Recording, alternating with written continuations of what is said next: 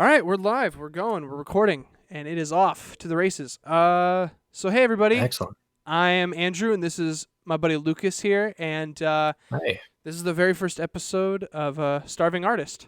So basically, the idea is that he does stand-up comedy, and I make music, and we're gonna talk about our similar experiences or similar thought processes on two different ways of doing art, or the creative process, just kind of going through everything that we're thinking, everything that we're experiencing, and then maybe in the future we'll do some videos on our opinions on other pieces of art, just through our lenses or whatever. Well, mostly your lenses. I'm not wearing glasses. I should be though. I should be wearing glasses. I my eyesight's slowly getting worse and worse. So can't see anything. Well, starving artist. Hope you're hungry. You're gonna be yeah, talking about. maybe that's what we should do. We should be eating while we're doing a podcast. Yeah, We can do just like right on the ASMR. mic, up close. Get the those good mouth Some spaghetti, noises. so you get some slurps in. hmm Clacking chopsticks. Oh man. Oh yeah, make it hmm percussive. That'll be good. It's an audio experience, audio video experience. I Audio get to video. see This is the 20th your beautiful century. face here. Oh Yeah, yeah. video podcast. You can see my fucking messy room. Oh, The bed been made since I put sheets on it 3 years ago. I got a messy room too. So don't kid yourself, bud. I got a messy room too. I just like to hide it. So I got like my little corner over here.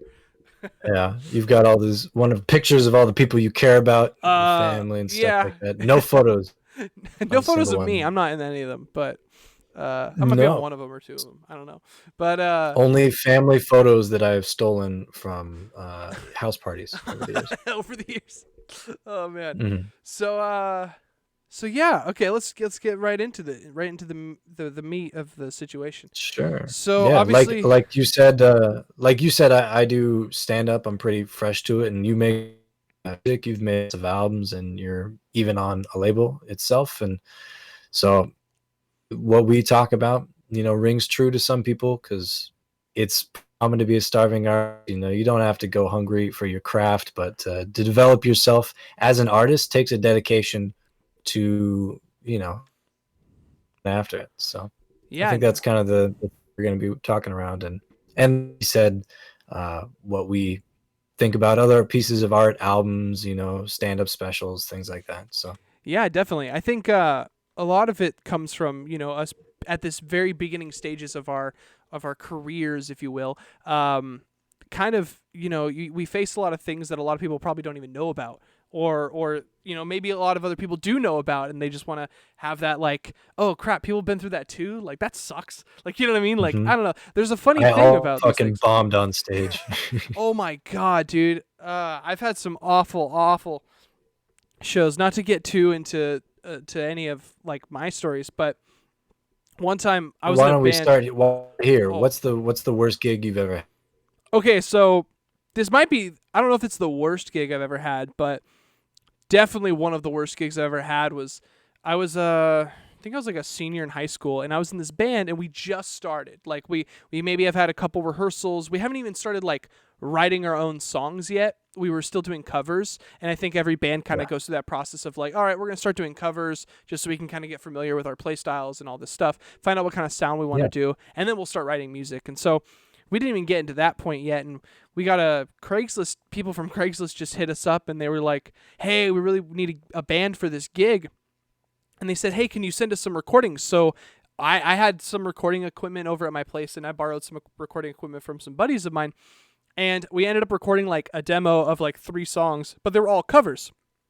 So we did like a cover of like I think we did like 2 Fall Out Boy songs, Excellent and then choice. yeah, I know, yeah, and then I think we did Face Down by the Red Jumpsuit Apparatus. I don't know if you know that song, but it has a screamo part in the bridge. So we're like a pop punk emo band that has like distorted guitar, live drums, and then in the bridges of almost all of our songs, we would scream. So I would do background screaming in a lot of our songs. Well, anyways, this Yeah. guy's like, perfect. Yeah, you guys sound great. Show up to this gig. Here's the date. Here's the time. We'll pay you $50. And like, $50. Yeah. It was in Portland, and I live like 45 minutes away from Portland. So it was like, it would pay for our gas to drive down there and back. That's like what $50 would pay for us, honestly. We'd Pretty drive in much. like a big old Suburban, and I think we had to take 2 cars because we had too much equipment and too many people. And I think we brought like a couple friends to come with us. Well, anyways, it was like an art gallery opening. So they wanted some like music to go with it. Well, when we ended up setting up all of our equipment and we were like, hey, is it cool if we do a sound check? And they're like, yeah, totally. So this is like 30 minutes before they open. And we're like, all right, let's play. There's people outside the door waiting to get in line.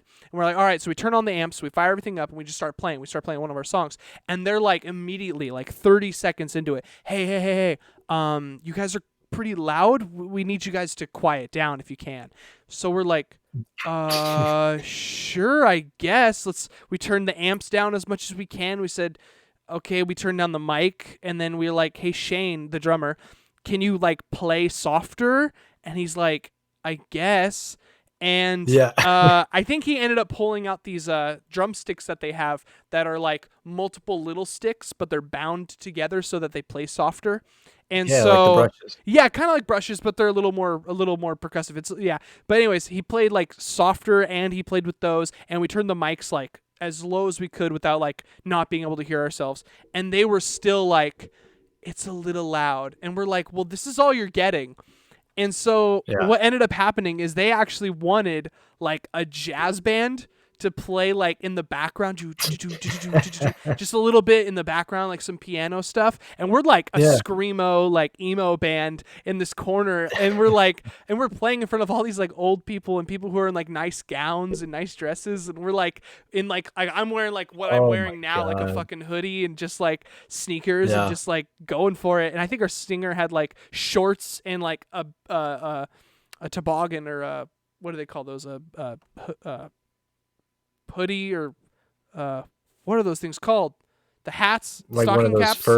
fur hats. Or whatever? Yeah, something like it was like that. It was weird. I don't know. Like a whiskey cap. Yeah, it was weird. But anyways, yeah. So that was, and then when we left, they were not pleased, and they gave us the $50 and just said like, the guy who like got us the gig didn't even like introduce himself and say hi or bye. Like we just showed up and we're like, we're looking for Tom, and he's like, oh yeah, you're the guys that Tom hired.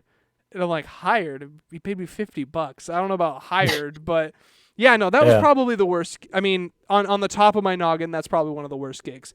Just I mean, it sounds like you're way out of place. They show up, they're expecting a jazz band, and you show up with your background screaming. They're like, yeah, literally, I just said, hey guys, I'm not going to do the screaming in the bridge. And they're just like, well, what do we do? And I'm like, what the I'm fuck just- are we I'm even not- doing here? I'm not gonna fucking scream. Like I'm not gonna sit there and be like, rah, blah blah blah. And they're just like, all these old people are just looking at me like, oh my god, that kid's a troubled one. Like, you know what I mean? The fuck? Yeah. It'd be like if you got a Is gig. this one of the art exhibits? Yeah, exactly. It'd be like if you got a gig and you had all these like raunchy jokes, and you show up to like an 8-year-old's birthday party, and you'd be like, oh, okay, this is how this is gonna go. Like, you know what I mean? Yeah. So Hey, if they want to pay me to stand in a backyard, and I'll open for the clown that does balloon animals, man.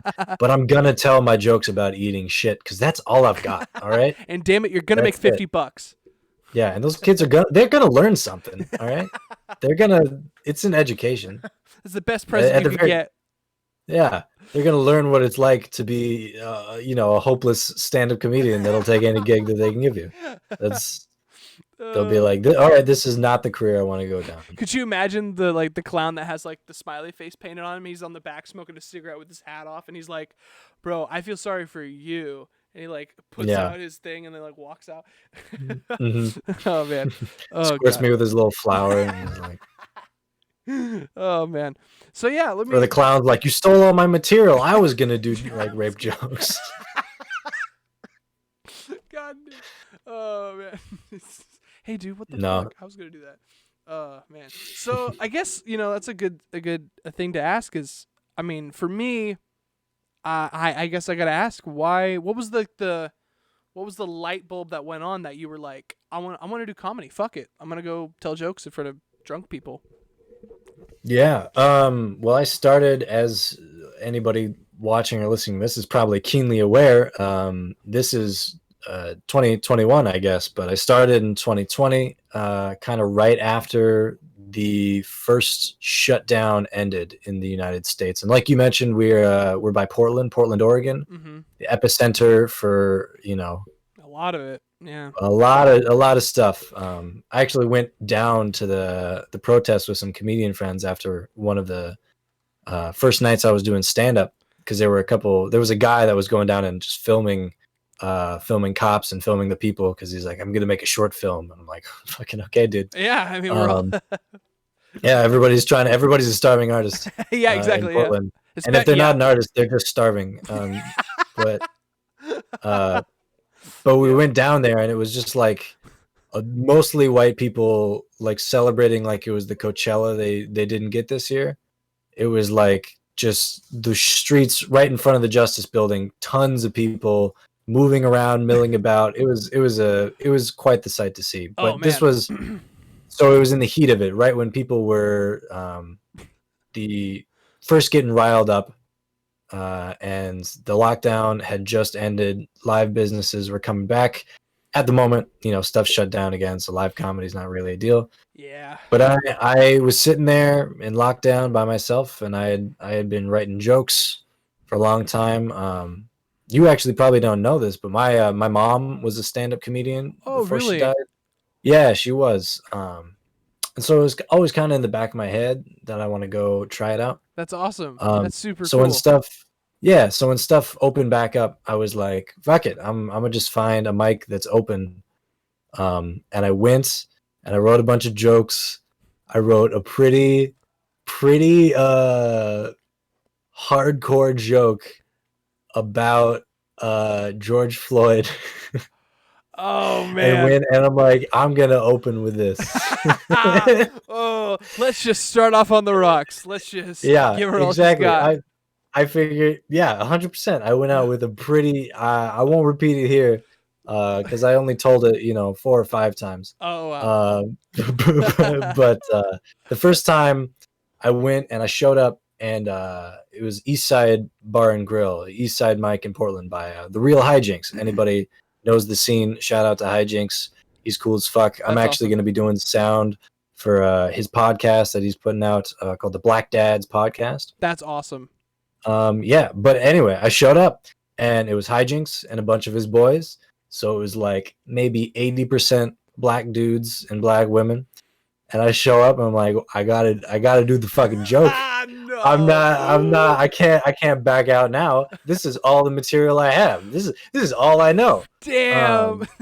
So I went up, Stick to your and guns. Oh yeah. I did it, and basically, the joke, I'll just summarize it here. Oh man, it's was, probably not gonna go over as well as like the joke probably softens it, or the it fact did. that There was no softening this. There was no softening it at all. All right. Actually, just giving the punchline probably makes it less soft, or makes it softer, because I talked about public execution for a while. But anyway, Oh damn. Okay. it was, yeah. I can't think of anything worse than a public execution without a hashtag. So I say that, and the fucking silence, the entire room, just dead silence. And I was like, I wasn't I didn't know what to expect. You're So expecting like a few chuckles or something, like somebody be like, "Oh, that's kind of," but just I hadn't fucking thought dead about it. silence. I hadn't thought about it. So Oh, I man. launched into my next joke, and I was like, well, you know, there is one group of people that has been, you know, suspiciously absent from the protests, the blind. And I figure it's because they, you know, don't see race. But Oh my God. that caught the whole room. So the first joke, fucking like everybody was like, "What the fuck? Who is this Whoa. dude? What is he about to say?" And then the next joke It's is like, clearly whoa. ridiculous, That's and so it awesome. crapped all of them. And the rest of it went pretty well. I had like jokes about like being a Ninja Turtle and eating shit and stuff like that. So like it wasn't the rest of it wasn't like edgy material. Oh my God. But That's so awesome. yeah, and I'm glad that I did stick to it, and I with that joke I learned a lot about what makes a joke good, how to play with tension, stuff like that. Because That's great. That's it's not fantastic. it's not an amazing joke. That first one, it's Mhm. like it's a joke, and it's not even really about race. It's about social media. Mhm. Uh, Yeah, no, yeah. You're disguising it. It's kind of exactly. But I'm just in a very touchy topic is the Mhm. thing, and Yeah. so starting off like that like gave me a lot of cues for how you need to rewrite things and slide in topics under the radar. But that was my first mic, and I all those dudes that were there. There weren't any female comedians. You may know that the scene is like totally biased towards dudes, but all those guys I'm good friends with. A bunch of them are going to be on that podcast. I see That's fantastic. every all the other ones now too. Yeah. Dang. You But know that that's how I got into it, and then I just yeah. kept going there. You know that's a great segue into the next question too about the process of how you kind of go through a joke. Like I know a joke isn't just like I mean probably a part of it can be conjured in your brain, but you can't just like come up with the perfect way to say it with the perfect punchline the first time you think No. about it. I'm sure I mean, do you have to tell a joke and then you're like, "Oh, that sucks," until somehow you make it better, or is it like how do you go about that? So, like I said, I'm pretty new. I started during the pandemic. I've been going for better part of a year at this point, but not that long at all. But when I get up on stage, I write it out in a certain way, and you start with like a nugget. You're like, that's funny. There's something funny Mhm. in that. I'm not sure exactly what it is, but you do your best to write it out. And you get up on stage and you tell it, and if nobody laughs or gets it, then you just try to come up with something to tag on the end, and that's what they call Okay. them. They call them tags. Okay. So Okay. you tell a joke. So I would say like, when this is a joke by Rodney Dangerfield, but when I was a kid, my parents used to move around a lot, but I always found them. Um, yeah, and so then you would add on a tag like I'm doing the thing that I'm floundering right now on stage, but you might be like, they never made me lunch for the bus ride to get to the next place either. Something Uh-huh, like that. I uh-huh. don't know. Oh, okay, okay. You would like so you would flounder and you would try to add on to it, and you would add tag after tag. So the idea is that you have setup, punchline, tag, tag, tag. That's how Okay. kind of how I think about it. Okay. No, You that's wanna great. you wanna set up the joke, the premise. You want to hit a punchline that you thought about, and then if you have tags or if you're thinking of tags on stage, um, you want to stay in the joke. There's a Jerry Seinfeld, I think, says at some point that stay in the bit. It might have been Louis C.K. actually. I don't remember. There's so Okay. much advice that's gone in one ear and out Yeah. the other. Yeah. But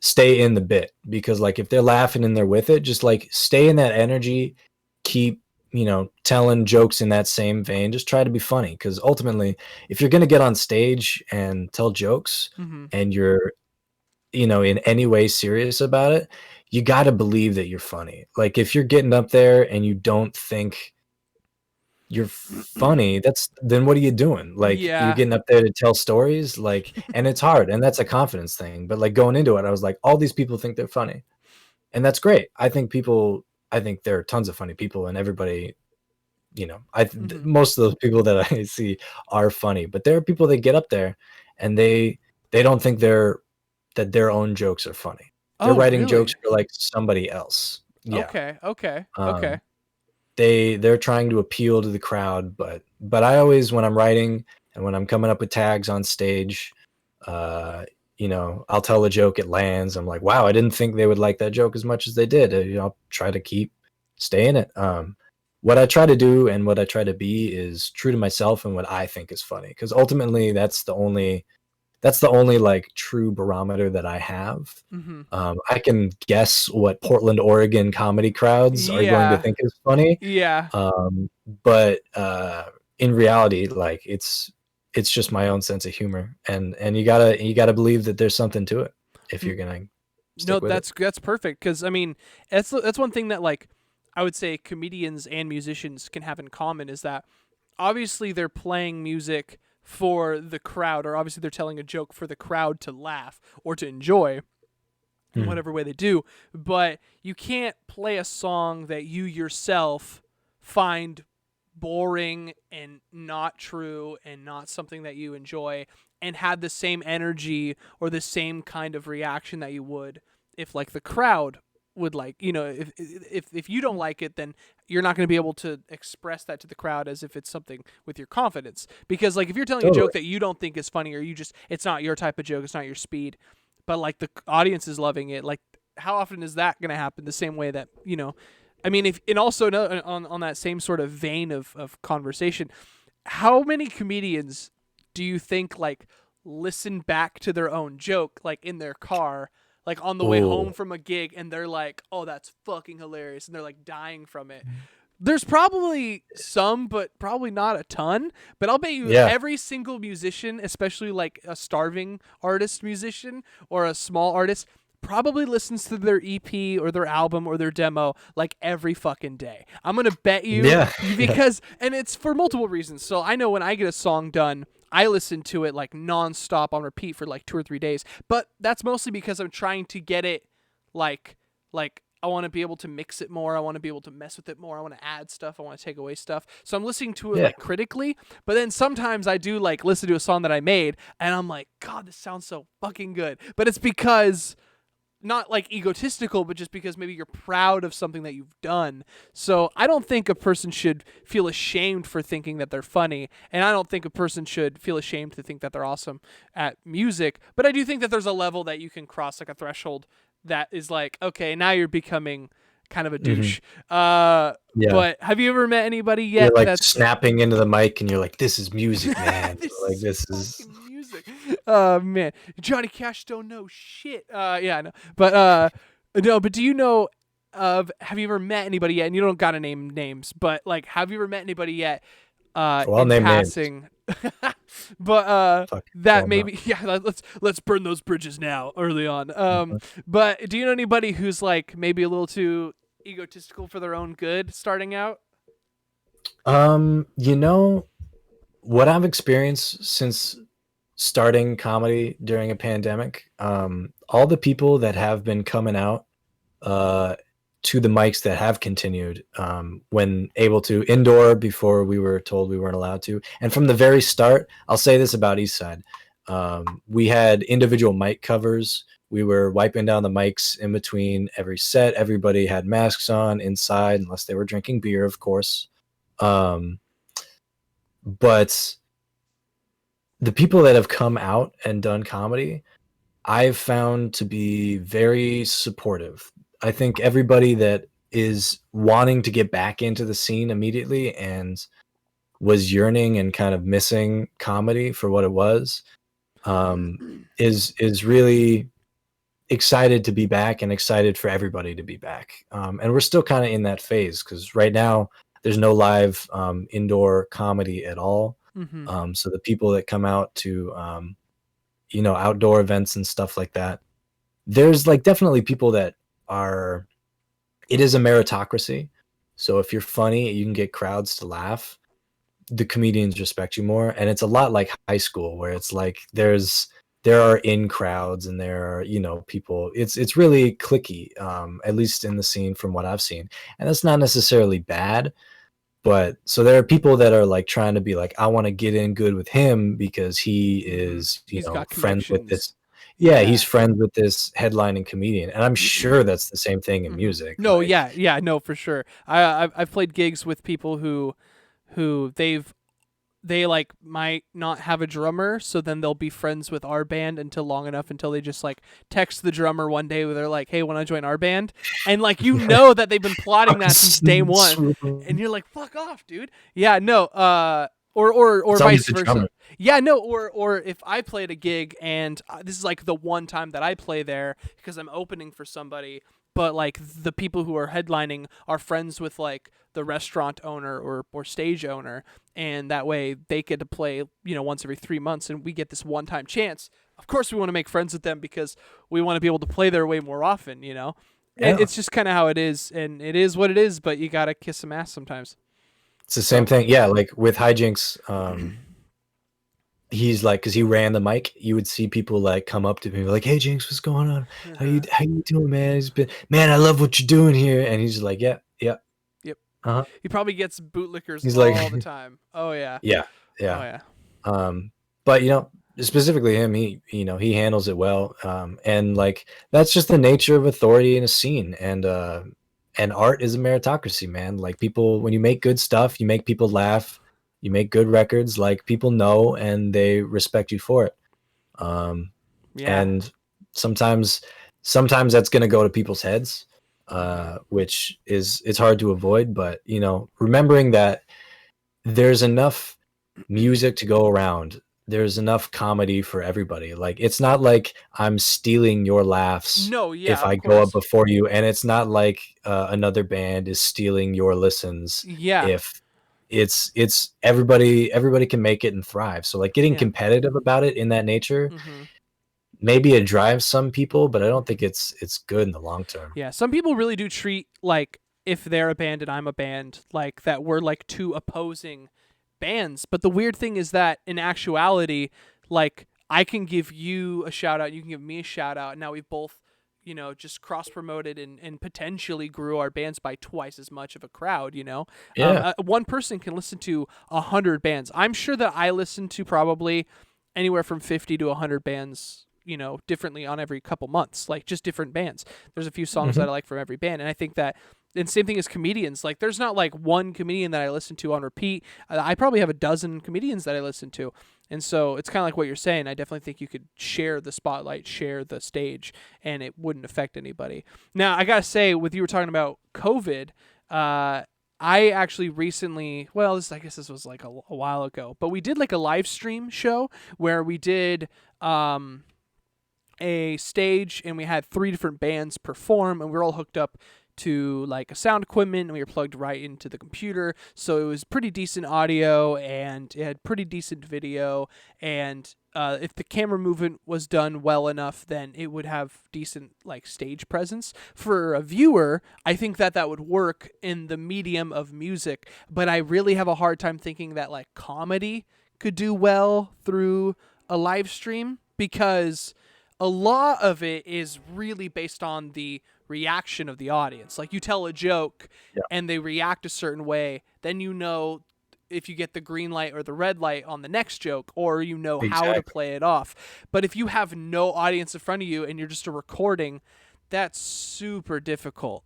I mean, yeah. Because sometimes I'm not always looking for laughs. Sometimes I'm looking for gasps. Uh-huh. Sometimes I'm looking for like, what did he say? Like it's not always laughter, because you got to play with that tension. That's one of the lessons I learned from telling that fucking horrible joke in the very beginning. Is it's not always laughter that you're looking for, because sometimes building that tension in a room is important. And you're totally right. And I've talked with people that have done Zoom mics. I'm a rebel without a cause, so I haven't done any yet. I run drive up comedy shows in Portland, Oregon right now, with Brent Lowry. Shout out, one of the funniest men in Ooh, Portland. shout out. Me and him run drive up comedy in Portland, so there's no crowd at all. It's not indoor. It's the only thing we got right now, though, Yeah. because we can't be inside. So instead of faces, you just have like headlights and people flashing their Oh, brights that's at you. awesome. It's cool, but you're like in the fucking, it's Washington or Portland, Oregon, I guess, in December. It's fucking raining. Yeah. You're under a tent, and people are honking at you, and you don't get that reaction like you were saying. It's Yeah. if somebody tells a joke and you laugh, you have to think about it. And you're like, ha, that was funny. I'm gonna honk my horn, and then you honk it. It's That's not like true. The you're reaction laughing. is delayed and it's not Mhm. as genuine, and you don't know like, oh, they laughed like ha ha ha ha, or if it's like dying, oh my god, smacking the table laughing, like, Yeah, and then way less feedback. yeah, way less feedback. Darn, that's so difficult. That's like playing comedy on expert mode, and Hmm. you're like, And it arguably starting off. That's like definitely. super. Yeah. And it's mostly other comedians right now. Like we get people coming through being like, "Whoa, there's a mic. What's going on?" Like just checking out comedy, but it's mostly the comedians that love it. And we'll get like up to 25 comedians performing at an open mic that we run. So there's tons of people coming through, That's awesome. at least by my standards. And we've had up to like 25 cars total. And a lot of those comedians don't drive because they are burnout degenerates in Portland. Um, so there are people coming to watch. Yeah. Yeah, most of them take the bus. We have a blind comedian that puts on his traffic vest and walks with his cane all the way from downtown to the wrong side of the train tracks where we perform. Damn. Um, Damn. That's yeah, awesome. Does he ever make a joke yeah. where he like says a joke, everybody laughs, but he doesn't laugh, and then he's like, "I don't see why that's funny."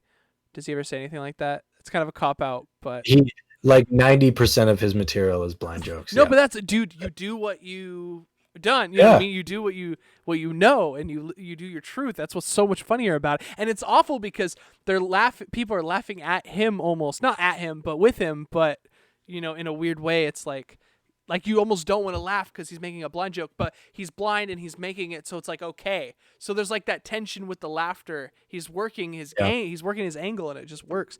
Damn, That's why I tell Latino jokes so that people can. because I'm not Latino. For the listeners, I'm not. I am. No, but you've No. eaten at a Mexican restaurant, I'm sure. So you The get exact the same- culture. You get it. I understand their struggle. Yeah. Yeah, you even try to pronounce the menus authentically. Yeah. A Number case- 34.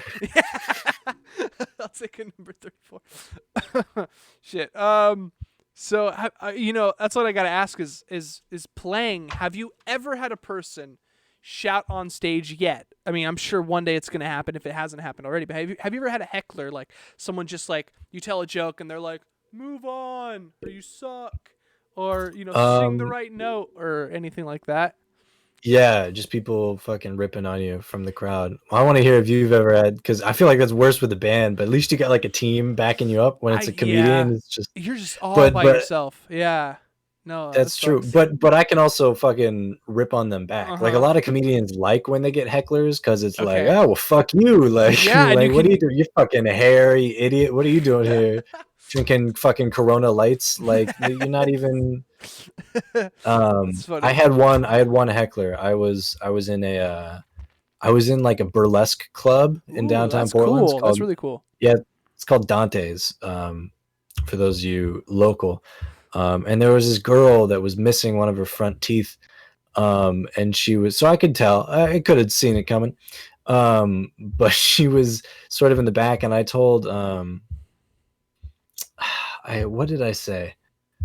I told some joke, and she yells out, "You're sick," and I say, yes, sick in the head. That's how I come up with these jokes, something like that. I just tried to riff roll off with of the it, punch. Yeah. She didn't really she didn't throw me off my groove too much. I'm sure one day someone's gonna like yell out like, "You'll never satisfy a woman," and it'll be like, "What the fuck? That was way," and it'll like totally throw me off from just the pure truth of it. Dad, But, are you out there? What the fuck? yeah, what the yeah, exactly. That's the biggest heckle that I've had. I've had some honks that I thought were heckles, Oh, because you okay. can't tell. So it's Yeah. like maybe they're just like honking. They're like, that this is a bad honk. You need to Oh, know. like they But, just like, lay on the horn. You can only Yeah. But that's the thing about you couldn't tell because it's hard to read. But dang, I haven't had any and then they like put in reverse and like back out and drive away. And it's Oh, like, then I was like, oh, okay. They They didn't like that joke. they didn't like it, or they had to go. Maybe maybe their wife's in labor all of a sudden. Maybe Yeah. that joke was so funny it just made her give birth spontaneously. Mhm. But Water broke over the leather seats. oh, at least they're leather. You can wash that shit. If it's cloth, Mhm. that stuff's in there forever. Neon placenta, or what? You can call it a. Sorry. Neon placenta. I was thinking of like a Chevy placenta. But anyways, like the make of a car. Anyways, Yeah, like a make. Neon placenta is like totally an album. name. oh shit, It's probably. fucking. Probably. You mentioned that when you make a song, you listen to it like on repeat, Oh yeah. just critically and listen to it. Mhm. I was curious if when you make a song, if you make it with an album in mind, or so do you make like a whole batch of songs thinking that they'll all go into the same album, or do you make like song and then wait a while for inspiration, song, and then you end up lumping them together? So what What's your I process usually do, and this is what's happened 3 times in a row, which is exactly what's happened on every single one of my albums, is that I actually start off writing like, hey, I'm just gonna write like 3 or 4 songs, and they'll have like a kind of consensus, like they'll just either the same like feeling or they'll kind of sound similar. like sonically, or they're gonna have like they're gonna almost tell a story or something. And I usually end up writing the 3 or 4 songs, and I'm just like I just start getting in a groove where I'm like, man, I want to write more. I want to okay, I wrote 3 or 4. Now I want to write 5 or 6. Maybe I want to write 7 or 8. And then next thing you know, I'm at 8 songs, and I'm like, fuck it, let's just finish it. Let's just do an album. And so I end up just kind of doing that. And so with my first album, I was actually with my first album, I started where I was actually in a record label. I'm not going to name the name because we had to go through a whole lawsuit and shit, and I don't think I can even legally talk about it really too much. But we were that's how you know it's punk rock. Yeah. When people start suing each other. Yeah, that's real punk rock. I'm going to bring my lawyer into this shit. So we were in this label, and we made an album, and then we made an EP, and then actually I was getting started on a second album, and I remember I was like 3 or 4 songs deep into this album, and then that's when the whole like, oh hey, by the way, we're suing you, and all this shit, we're dropping you, and all this bad stuff started happening. And so I kind of just they sued you. Yeah. So the way to cope with that for me was just to finish a fucking album and do that solo, and just kind of be like, I don't, just for my mental like catharsis in a way, to just kind of be like, I don't really need a label to make a record. And then the second album was actually I was going through a breakup and getting into a new relationship, and kind of having to go through this like learning to trust again and trying to learn all this stuff. And so I made up a story in my head of like a character who would have to go through like almost a Disney fairy tale in a way, and kind of comparing it to that and giving it like those weird elements. And then with the third album, it was like I just got onto a new label, and for the record, by the way, these labels are like very small labels. In fact, the first label that we were with never actually ended up taking off, because the whole time we were signed to them, they like just got a business license, just started, just made the website, then we signed with them, and then it never went anywhere. And then they sued you. And then they sued us for personal reasons that I'm not allowed to disclose. Essentially, we got tired of them not doing anything, and we threatened to leave, and then they just sued us for threatening to leave. And so, that doesn't sound legitimate at all. Well, it is what it is. But then with this new label, it's actually like a website, which I'm gonna give them a shout out right now. It's called MadHatterMusic .org, or is it .org? Yeah, MadHatterMusic.org.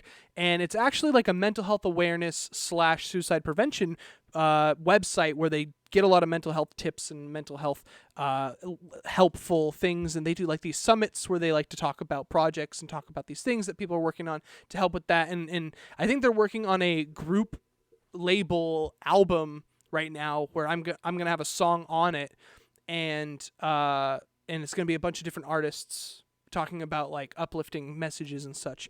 And then I just started working with them. Music. Yeah, MadHatterMusic.org. And so really, really good guys that are in charge of that thing. But anyways, long story short, the third album was when they just signed me. Like literally, just signed with them and started working with them. And then it was like, okay, well, I just started working with these guys, so I should just do an album because I want to start off this with a good fresh set of music. And so, but typically when I write a song, it is like I have to have it in my head. Okay, am I just writing this one song and then I'm done? Because that's a different type of song than a song that is like of a group. Just the way that the song ends up working out usually.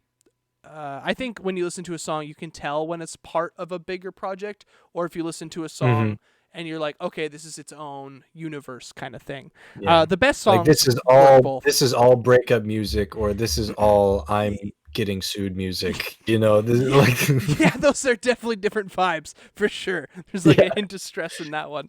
But the background screaming was a little bit more melancholy. Yeah, definitely more insightful in that way. Yeah, no, but for sure, it was. I've made so much music, and I actually recently took down my first 2 albums from Spotify, and this is actually probably a good a good lesson to another starving artist out there that I recently just learned myself is basically my first two albums. The production value was fine, but not really as well as I could be doing myself. And my vocals for sure weren't there quite yet because I've only been singing for like 4 or 5 years now, which I know to some people that's like a long time, but in reality, that's like really not a long time. And I've never taken vocal lessons or anything. I just recently started taking vocal lessons. And so my first two albums, cool. my vocals were really, really crappy. In fact, they were really shitty. They were just really bad. Some moments I'm literally singing a wrong note. Some moments I'm just like almost there, but not quite there. I had some good moments, but I had a lot of bad moments. So when you would tell someone, hey, listen to my band or listen to my material for like the first time, and their first impression is that when they go to Spotify and they hit shuffle, if they happen to listen to their first album or my second album, it wasn't very good and my vocals were really off. So a lot of people, when I would try to promote my band and just be like, hey guys, check out my band, blah, blah, blah, a lot of first-time listeners would get the impression that I suck at singing. And and so they would message me very aggressively and be like, you suck and your vocals suck. And then I would try to be like, hey, question, I was promoting myself quite a bit for a minute where I was like every day I was posting on like probably 10 or 11 like posts and being like, hey guys, check out my band, like shameless self-promotion. And I would get probably I was wondering how you like sell yourself yeah, and your band as a whole. for sure. I don't want to give any of my trade secrets away. Yeah, But yeah. no, I'm just kidding. I'll totally disclose all that information. It's like fucking nothing. But I'll tell you anything you want to know. yeah, please, for the love of God, I'll tell you anything. No, but it was like I would get like 2 or 3 messages a day where they were just like, "Hey, man, your band sounds really great, but I'm gonna be honest with you, you need a new singer." And I'd be like, "Okay, well, I do everything myself, so my band is really just like me, so I can't just like get a singer." But Yeah. thanks for the advice. But if I may ask, what songs, sir or ma'am, were you mostly dudes would message me bad things. Dudes on the Yeah. internet typically are the people who message you awful things. I have yet to have one girl message me and be like, you suck. I've had like a girl be like, oh, not my cup of tea, but like that's as mean as they get. I'm gonna be honest with you. I feel like girls don't really concern themselves with that bullshit. They got a lot of other shit going on. Sure. But so, As opposed to my heckler with the one tooth, she probably had nothing better to do that day. yeah, maybe, She was just maybe in person. I don't know. I have no idea. Maybe mine's I just, think most of the hecklers I've seen have been dudes. So yeah, it makes so- sense. But I don't know. Maybe it's the what do they call it? Like, I don't know, something about being insecure. Anyways, but Yeah, I we're was gonna- tribal. Yeah, it's some like, fight weird. me. Yeah, no, seriously. And so anyways, but I've had people who would say awful things, and I'd get like 2 or 3 messages, and I would ask them every time, and some of them would get back to me, but I would ask them, what songs did you listen to? Because I need to know to grow as an artist, what songs are like just suck to you. And I would usually, almost every single one was of my first album or second album. Everybody who ever said it was really good, I would be like, what songs did you listen to? And they were like, oh, your third album. And I know if I listen to it, I can show you sometime when we're just like chatting and not on a podcast. I can play you like 30 seconds of one of my songs from my first album, and I can play you 30 seconds for one of my songs on my newest album, which I think is about 6 months old now, 8 months old.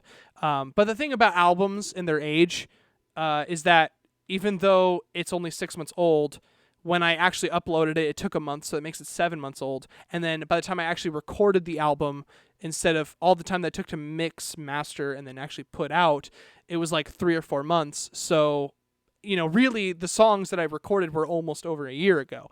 So I've however much you can grow in a year, your skill, I'm already that much better now. But anyways, Yeah. long story short, if I showed you 30 seconds of a song from my newest album, you'd be like, wow, it almost doesn't even sound like the same person, because that was like 3 years ago, 3 years of singing, in your early stages. So it just, I grew a lot.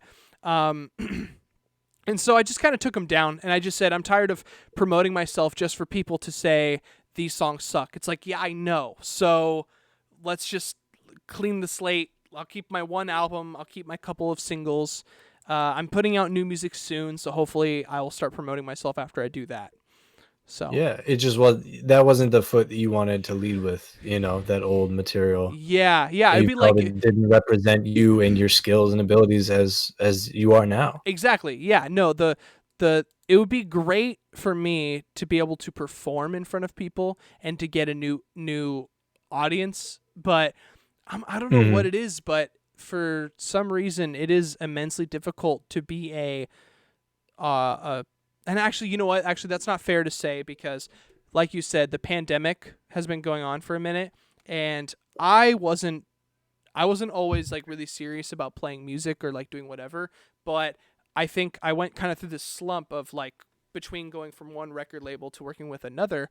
That 2 years in between, I was just kind of like, I guess it was about a year and a half in between, but it was like a kind of slump for me. I wasn't trying to play gigs. I wasn't really doing very much. But I think that now that especially that I realized how important it is to me through COVID, that when this whole thing is said and done, however long that is, when there's an ability to play gigs again, I'm going to be doing that every chance I get. I think so, Yeah. and I think you probably feel the same way too. The idea of getting Yeah. in front of a crowd is probably like makes your mouth water. I mean, that's It's how I feel. enticing. Oh, Yeah. Well, when I started, like, I got like maybe 20 weeks of like doing comedy inside for people drinking beer and like taking shots and shit like that. And comedy is way better when people are drinking. Way better. oh my God, yeah, Like yeah, it's for easier to get sure. laughs. Same thing with And that's music. what, Same thing with music. exactly. Music's better when you're Totally. drunk. Yeah, tequila shots and they're like, I'm vibing with this background screaming. Oh, it's fucking great. The melancholy They're like, matches. this art is great. You guys, I'm sure if you had your chops, your singing chops now, you would kill that art opening. I'm sure they would be much happier. Um, no, yeah, I can't wait to get back inside. And like all the comedians that have been around for a while, I've been fortunate enough to meet a couple comedians that have been doing it for, doing it in Portland for a couple years, sometimes more. And they're like, man, I can't believe this is when you're starting. Like right when this is like the death of comedy and you're like coming in. I said on in a dirty parking lot the other night to a bunch of cars, I was like, I feel like I showed up to meet comedy my grandpa on his deathbed, and Mm-hmm. he like gave me a watch and I'm like, I don't know what this is supposed to mean between us, like if this is thank you, this is great, it's nice to meet you, but you're gonna die, like it's gonna be different Right. after. It's everything's changing. I don't understand what the watch is for. Damn. Yeah, Yeah, no, that's probably it. watch up his ass. That's the worst walking you've Dude, ever heard in my I fucking love that movie. Oh man. uh, I was gonna but ask yeah, you. they, Oh, they sorry. they would say like you could do five nights of comedy in a week. That's kind of the difference between like um music and comedy. Well, there's a bunch of differences. We'll get into more of Bunch. those Yeah. as we continue. Uh-huh. Episode 2, tune in for more differences. Yeah, for sure. But you perform a song once a performance really. But in a night of comedy when stuff's open and there's 5 open mics a night, you go and you tell that joke once for one crowd, you tell it again for the other crowd. Third crowd is like a little bit too drunk for your racist material, so you don't tell it, and then the fourth one you tell it again, and they're like, you get the idea. Like, For sure, yeah. you get to iterate on it night over night, and don't all of my jokes are racist, so I have to Mhm. tell every single time. That's also another thing about playing music is that it's a lot harder. I mean think of I mean, I don't know. For me it's like dinner and stand up go so well together. Hey, you want to sit down at this restaurant and let's have some guy tell us some jokes or whatever. Yeah, That sounds very like almost most so we don't people have would to talk to each other. yeah, no, that way we don't have to hear. Yeah. No, but like, hey, we're gonna go eat at this restaurant, and there's also gonna be a guy singing in the corner with mics and a drum set and amps. You'd be like, Mhm. no. Like, I think it's comedy is one of those amazing things that it can find you anywhere. Like, you can really be like I know you can play music on a corner, and I'm sure maybe you could do stand up on a corner.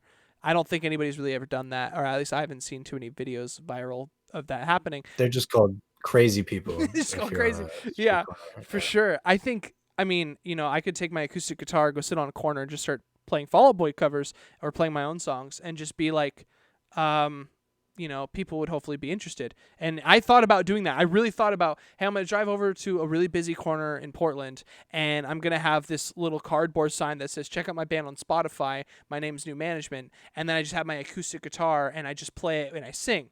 I've wanted to do that so many times. If tomorrow I knew that there would be a crowd somewhere, I would totally do that. But I've gone down there, and there's not a lot of people walking outside right now. And no offense, but homeless people can't really look your band up on Spotify. So It's true. as much as I'd want to play, They don't have data plans. They don't, and that's the part that gets me. A lot of them have Apple Music. Actually, surprisingly, they don't typically like Spotify. No, they can share the ear pods. yeah, yeah. Well, we don't want to share AirPods. That would help spread. That's not COVID safe. Yeah, it's not. Yeah, so don't share COVID AirPods. lives in your ears. Yeah, so stop telling telling you hobos to share their Apple iPod or AirPods, because that's bad for the world. Yeah. But the homeless need to stop sharing Netflix accounts too. This is an Yeah. epidemic. This is the homeless problem that you keep hearing about on the news. It's they all share one Hulu. They're robbing Hulu of tons of money, potentially. Yeah, that poor mega corporation. Yeah, Come on. yeah, well, yeah. Those homeless people need to stop stealing from that mega corporation. But yeah, no, I was gonna say, what do you think when this whole thing is said and done, right? However long that is, when you play when you tell some jokes, when you do some comedy, when you do your next stand up in person inside, what do you think is the ideal size crowd that you would be like happy? Like if I said, hey, I'm having this little thing, come over, tell some jokes, like what would be the amount of people that could show up and you'd be like, oh, this is fucking awesome? Like honestly, like the lowest number that I'm like, fuck yeah. Yeah, like don't be that guy who's like, if anybody shows up, I'm more than happy. Like don't be that guy, because people are like that. I've done shows for like 2 people, like just like Yeah. one couple that came out and it was like and it's just like 9 comics all standing in the corner of the room and 2 like people just like holding hands and they're like, why are they all standing? What are they doing? No. But I would say like if indoors. Yeah, like this whole thing's over. Yeah, if I see 20, 25 people, like I'm like, fuck yeah, that's great. Damn, yeah. No, I feel the exact same way. I mean, 20 people doesn't like on paper seem like a lot of people, but in front of you, actively listening to you is a lot of ears. That's a lot. Yeah. And the potential like awareness amount is crazy too. 'Cause I mean, I feel this. I've played shows where, you have like literally 5 people up front, right in front of you, and then there's like, 10 people in the back at the bar, and you're like playing your heart out, and you're like, fuck, like, you know what I mean? There's 5 people, but you got to play the shit out of it because those 5 people might listen to you later. Exactly. So it's like, you got to do what you got to do, but I think 20 to 30 for me is like if I show up anywhere and there's 20 people, hells yeah, that's amazing. That's awesome. In fact, I think and that's the thing is, yeah, no, that'd be amazing. I think what we should do, and maybe we could even find a way to do this like in sooner than later and somehow still be safe with COVID. But if we're able to get a small crowd in like a big enough space, I would love to do like a double performance where we have like musicians and comedians. That would be fucking cool. Yeah. So that would be rad. And maybe maybe we could get a bunch of comedians to make a bunch of jokes about musicians. Oh, that'll be easy. It'll be great. No, but yeah, no, for sure. Well, I think for today, if I'm being honest, I think that's all the questions I got to ask for today. I got plenty of other questions for other episodes if you want to go through those. But yeah. Well, we can save them for another time. I did have one more that I want to. Yeah, totally. I had a couple more, but this one we can end. I'm just really want to know, what was the first instrument that you learned? Because like you play all the instruments for your band. You're the vocalist. You're the guitar player. You play in the drums. Like what was the first one that caught your attention that sparked your? Well, I was in 5th grade and I had a really bad ADHD. I don't know if you have that as well. You look frozen on my end. Is that true? I'm just so slow because I've never had ADHD. Oh, oh. I'm just like Actually, I'm I'm gonna be not like honest. I'm not jittery like you. Did you also pick up ventriloquism too? Because your lips. Okay, I'm gonna be totally real with you. You can't see on my end, and I'll show you when I post this. Like you'll watch it. It's fucking hilarious. But like you just like have this like look on your face, and you're frozen. But anyways, I'll just tell the story and we can wrap up this episode. But oh. Okay, we lost. Oh no, you're back. Okay, that was fucking hilarious. I can't wait for you to see that. But anyways, yeah, no. Here's my ventriloquism. No, that was great. But yeah, no, I was in 5th grade. I had really bad ADHD, and so I always I'd be in class and I'd just be tapping, I'd just be doing stuff, and my teacher was like joking around, "You should play drums," and I went, okay. And then next thing you know, I bought a drum set and I played drums. And then I played drums for a long time until I think I was like a sophomore in high school. And I bought an acoustic guitar. And then I think for Christmas that year, we got a keyboard, like piano, at for Christmas for my whole family. And I ended up taking that up to my bedroom one night and was like learning like, oh, that's an A, B, oh, C. Okay, it's alphabetical until G. Okay, this is crazy. And then I knew guitar a little bit, so I can learn about chords on piano the same way that I learned on guitar. And then once you kind of learn guitar, bass is kind of like its cousin. Like you can kind of guess how to do a lot of things on it. Now, I'm not a great bassist. I can play bass. I'm really bad at finger picking, like strumming with my fingers. But I can play bass. I play guitar and keyboard and drums. And I kind of learned drums. Your girlfriend's like practice bass, practice bass more. Yeah, no, actually she hates it. Actually you can't see it, but to my left I've got like an acoustic guitar, an electric guitar, and a bass, and then my microphone. And then I've got like an electric drum set around the corner. But basically, yeah, I learned drums. So what was that? And an angry girlfriend. And a very angry girlfriend over there, too. But I've got... she can hear me. She's going to kick my ass after we're done with this. But yeah, no, I started on drums and then went to everything else. And I didn't learn... I played guitar and even piano for like years. And then like 3 or 4 years. And then I didn't start singing until I was like 19 years old, I think. And so I'm 23 now. I just turned 23 a couple days ago. So I think... yeah, maybe 4 or 5 years I've been singing. And like a lot of people when they sing, they like, you know, they're closet singers. Like they've been singing like by themselves a lot, and like maybe even in front of like close family they'll sing. And then one day they're like, "Oh, by the way, I'm going to start singing." And then they're like amazing singers. I didn't sing at all. The very first time I ever tried singing was we had a gig coming up. But that gig required us to have like Oh, no. I was talking to, I was in a band in high school, and we had a record label talking to us.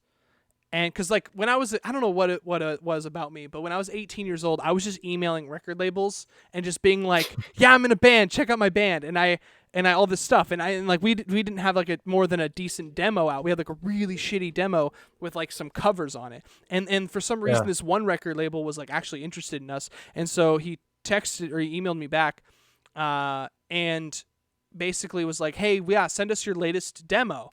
And I remember I was like, oh man, our old demo's like it really sucks. And I was like, all right guys, we're gonna make new songs. We're gonna do like a 3-song EP like as soon as possible. Let's just record this. Let's get a better recording. Let's get better recording equipment. And like we wrote 3 more songs within like a week, because I would write everything. It was I just wrote everything and give everybody their parts. They didn't really care about writing that much.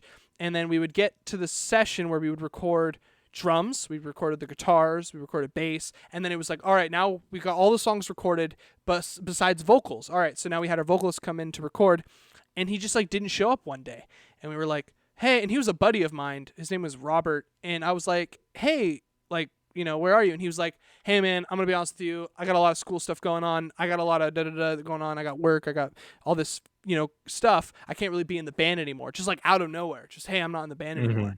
And it was like, oh crap, what are we gonna do? And so I didn't even tell the rest of my band, hey, I'm gonna try singing. It was like, I just hit record and I just sang. And I never tried singing Yeah. before. And I'm going to be honest with you, I actually have that recording and it's like fucking awful. It's really bad. And so I can understand why when I sent it to the record label, they were like, thanks, but no thanks. I can understand why they were like that. It sucks. But like, I was pleasantly At surprised. least they emailed you back. I know, right? They didn't even have to do that. Most people don't even email me Yeah. back anymore. But yeah, no, it just kind of ended up doing that. It was pretty cool. But that was the day that I was like, this singing shit's pretty cool. I think I'm gonna do that. I'm gonna do that more. I like that. And so Nice. yeah, but that was kind of the gateway into that side of life and everything. So yeah. Cool. Your musical origin story. Yeah, a little bit. So, but yeah, well, man, We'll hear more about it. Yeah, I definitely at some have. point, I I'm have. sure. I've actually I have like a bunch of more questions for you, but I think that this has gone on a really long time, and this went a lot more smoothly than I thought it was going to, if I'm being honest. So, and in fact, I got so much Great. more. So I'm so excited for our next episode that we'll do some other time, and you know, be able to riff again. So it'll be fun. Yeah. Well, do you I'm have excited for it. any messages that you want to give to anybody who's watching? Check out Andrew on Spotify. New management. He rocks. He rolls. And he's on Spotify. So just check it out. You pay for your own account. Don't share your AirPods with the homeless people. For sure. And I think we're going to Um, be working on a recording of your next one in the future, hopefully relatively soon when you do your next stand up. I would love to be able to record a couple of your jokes and be able to put those on YouTube or Spotify. That way you have some material people can check Yeah. out too. So Yeah, I do. I got to figure out which jokes don't fucking suck. So that'll be. I think you got to worry more it's a about process of doing that. I don't think any of your jokes suck actually. I think you got to worry more about messing with YouTube's guidelines and restrictions. That's what I think That's you need true. to worry about more. They wouldn't like that public execution joke so much. I don't think they'd like. I don't think they'd like your Ninja Turtle eating shit joke either. Not for kids. You got to when we put that video up, we got to say not for kids. Okay, that's what we got to make sure. Yeah. All right. Well, Adulterated. well, guys, thank you so much for watching this podcast video, and we have been Starving Artists. So take it easy, have a good one, and be safe, everybody. Bye. See you next time. Bye.